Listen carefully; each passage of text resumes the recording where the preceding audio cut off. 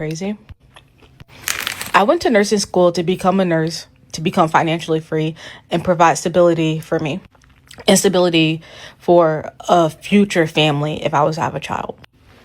I thought that, you know what, like, let me get into an actual career. Healthcare, phenomenal. I'll always have a job. They pay well until I actually got into nursing. Starting off as a new grad, I made $33.93 as my base pay. I was a mid shifter, so I got the same shift differential that a night shift nurse would get, and I got an additional $4.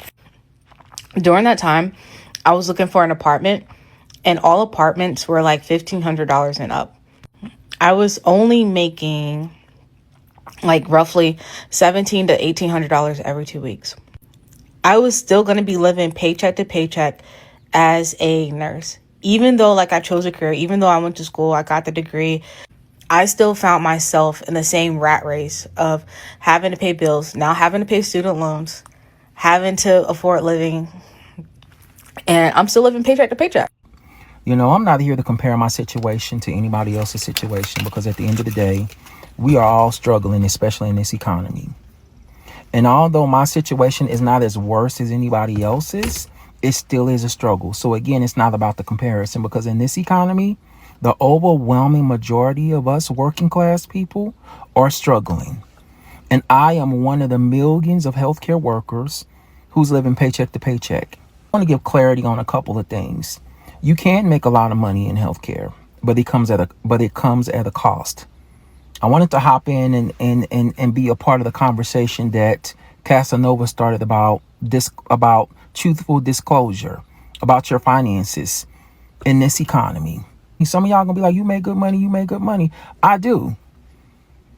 But when I look at my check as a healthcare worker, I'm lucky if I get half my check after federal taxes have been taken out, after state taxes have been taken out, after my retirement has been taken out, after all of the shit that they charge me a la carte on my insurance, my vision, my supplemental disability.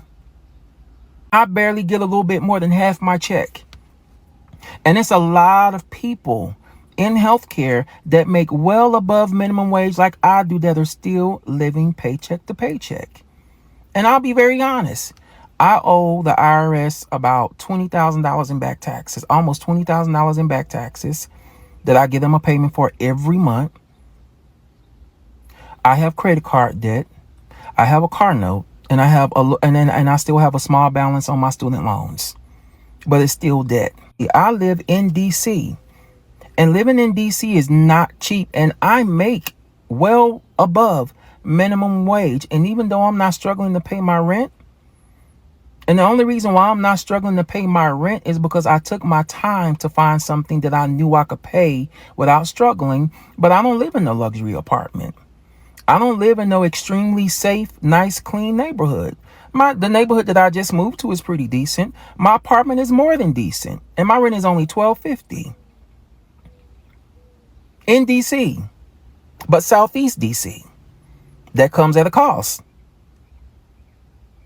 And the only reason why I'm saying all this is because with all the stuff that we are being taxed on, the cost of living, it's crazy. And I see why people crash out. Because you got to go to work and you have to put up with all the frustrations of dealing with what you have to deal with at your job. And then when you get your check, the overwhelming majority, if not all of your check, goes to bills, meaning cost of living.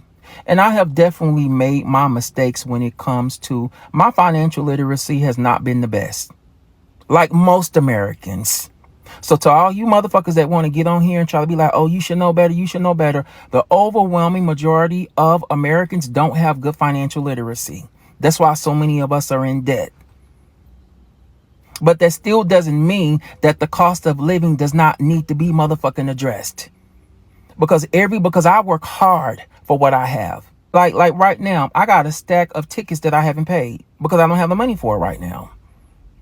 Every time I turn around, I get a ticket in the mail. Even is that the cost of living isn't just your rent. It's gas. It's the cost of living. It's the cost that you have to pay if you take public transportation. Insurance is sky high. in DC because you don't have a lot of parking spaces in DC. So you have to park on the street and they tax the fuck out of you for, regardless of if you have a good record or a driving record. And I don't have a bad driving record. I don't. But like I said, I got a stack of tickets that they keep sending me.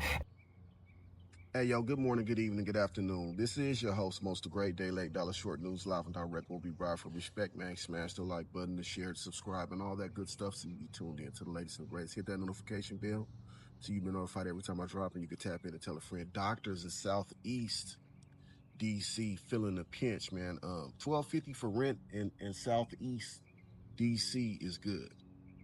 I'm going to just say that for the record. But we're going to have to start finding more innovative ways to put some paper in our pocket, man, aside from our 9 to 5, man. You know, because 2 jobs is crazy, you know, especially at our age. When you get into your late 30s, 40s, and 50s, having 2 jobs, man, it just, life ain't lifing at that point. You know what I'm saying? You want some time to spend to yourself, man. You need a mental health break, man. You need times to work on your hobbies and work on your physical health and your mental health as well. But also finding a passion, something that you love doing, and turning that into some income, turning that into some bread.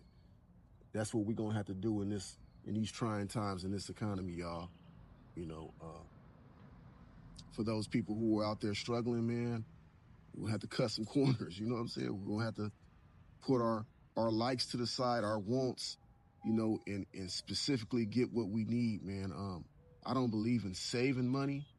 I believe in investing the money that you do have into something that's gonna make you some money, because that $10,000 that you have today, you know, is not gonna be the same $10,000 that you're gonna have in the next 5 to 10 years or even a year. You know, prices going up so dramatically. So always, I believe in reinvesting your money into something that's gonna make you some more money, to something that's gonna be lucrative and growing. You know what I'm saying? And just making the proper moves with your money, man, making your money work for you. But to the people who are out there struggling, man, you're not alone. You know, we all in this together, man. We all in this trying economy. I was watching Cali Muscle today, this fitness influencer, for those of you who are not familiar with his content. And he packed it on up, man, and moved to Tennessee, man, like a lot of people are doing, man, because we are being priced out of California. San Francisco, $7,000 rent. I'm gonna do a video on that today, man. This couple had a 90% rent increase, 90%, y'all, and they got $7,000 apartments in San Francisco, which is crazy. So they up there with Manhattan and all that stuff, man. I'm not paying no $7,000. I don't care how much money I'm making, man. I don't think I could pay no $7,000 for no damn apartment, man. You know, working a regular 9 to 5 job. Maybe if I was a celebrity, I don't know, man. But hey, man, y'all let me know what y'all think in the comments, man. This is your host, Most Great Day Late Dollar Short News, live and direct, where we ride for respect. And I'm outside, man. It's supposed to be 103 degrees today. You dig what I'm saying? So I'm getting it in early before the heat come. I'm about to go get this workout in, and about to do some cleaning up since it's my day off, man. Y'all tap in and tell a friend, man. Most Great Day Late. We out.